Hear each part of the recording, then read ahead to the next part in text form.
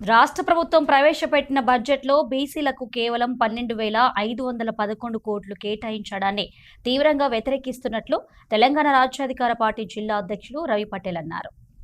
రాష్ట్ర జనాభాలో పెద్ద భాగం బీసీ వర్గాలదే అయినప్పటికీ వారికి సరిపడా నిధులు కేటాయించకపోవడాన్ని నిరసిస్తూ జయశంకర్ జిల్లా కేంద్రంలో తెలంగాణ రాజ్యాధికార పార్టీ నాయకులు నల్ల బ్యాడ్జ్లతో ర్యాలీ చేపట్టి నిరసన వ్యక్తం చేశారు.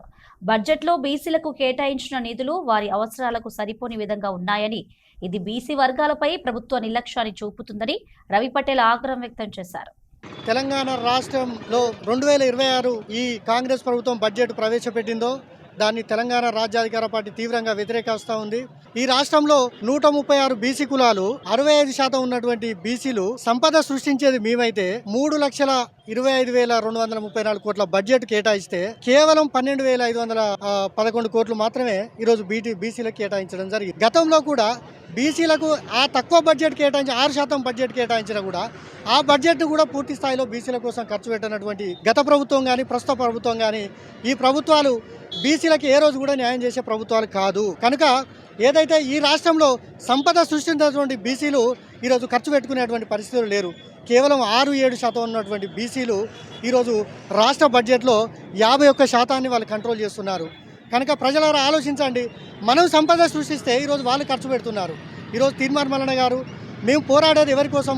మెజారిటీగా ఉన్నటువంటి 65% ఉన్నటువంటి బీసీల కోసం పోరాడుతున్నాం. ఎందుకంటే ఎస్సీ ఎస్టీ మా సోదరులు ఎవరైతే ఉన్నారో వాళ్ళ కేటాయించినటువంటి బడ్జెట్ కూడా కేవలం అంకెల గారడి మాత్రమే జరుగుతూ ఉంది. వాళ్ళకు కేటాయించినటువంటి బడ్జెట్లో కనీసం 5-10% కూడా ఎస్సీ ఎస్టీలకు కూడా వాళ్ళు ఖర్చు పెట్టడం లేదు. కేవలం అంకెల కోసమే ఈ బడ్జెట్ని కేటాయిస్తున్నారు. ఈ 3,25,000 కోట్ల బడ్జెట్ ఏదైతే ఉందో ఇది అసలైన బడ్జెట్ మాత్రం 1,57,000 కోట్లు మాత్రమే.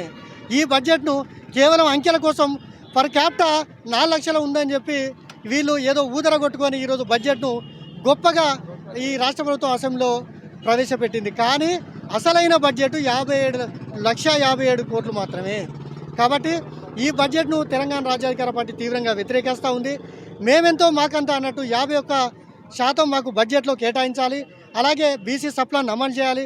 వీళ్ళు ఏదైతే కామారెడ్డి డిక్లరేషన్లో ప్రతి సంవత్సరం కూడా బీసీల కోసం 20,000 కోట్లు కేటాయిస్తామని చెప్పి, అలాగే బీసీలకు 42% రిజర్వేషన్ ఇస్తామని చెప్పి, బీసీలకు రాష్ట్ర క్యాబినెట్లో సరైన స్థానం కల్పిస్తామని చెప్పి ఈ కాంగ్రెస్ ప్రభుత్వం 420 420 హామీలు ఇచ్చి ఈ 420 లాగానే చీటింగ్ చేసి ఈరోజు అధికారంలోకి వచ్చి ప్రజల మీద నెక్కి తొక్కుతున్నారు ఈ రేవంత్ రెడ్డి ప్రభుత్వం.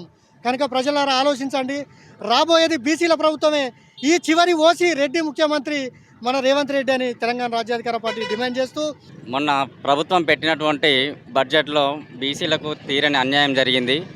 ఎప్పటిలాగే ప్రభుత్వాలు మన బీసీలకు మొండి చేయి చూపించడం జరిగింది. మీకు చెప్తున్నా బడ్జెట్ మేము ఎంతున్నాము, బీసీలము ఎంతున్నాము, మాకు రావాల్సింది ఎంత, మీరు పెట్టేది ఎంత, సంపద మొత్తం మాది, ఈ రాష్ట్రంలో సంపద మొత్తం మేము పోగు చేస్తున్నాము, మీరు మాకు ఇచ్చేది ఎంత, 12,000 కోట్ల రూపాయల మీరు పెట్టేది, మళ్ళీ అందులో ఖర్చు చేసేది కూడా ఏమి ఉండదు. బీసీ ప్రజలారా ఈ ప్రభుత్వాలు మనవి కావు. మన బీసీ ప్రభుత్వం తెలంగాణ రాజ్యాధికార పార్టీ వస్తేనే మన బీసీలకు న్యాయం జరుగుతుంది. వీళ్ళు ఎన్నటికీ మనకు న్యాయం చేసే పనిలో లేరు. ఎందుకంటే కాంగ్రెస్ కానీ టీఆర్ఎస్ కానీ బీజేపీ కానీ వీళ్ళంతా అగ్రవర్ణ ప్రభుత్వాలనే నేను చెప్తున్నాను. 3,20,000 కోట్లలో 1,50,000 కోట్లు మా బీసీలది కావాలి కదా, మీరు ఎందుకు ఇంత అన్యాయం చేస్తున్నారో అనేది ఈ సమాజం చూస్తున్నది. ఖచ్చితంగా మా పార్టీ తరఫున మీకు గట్టి బుద్ధి వచ్చే రోజులలో చెప్తాం.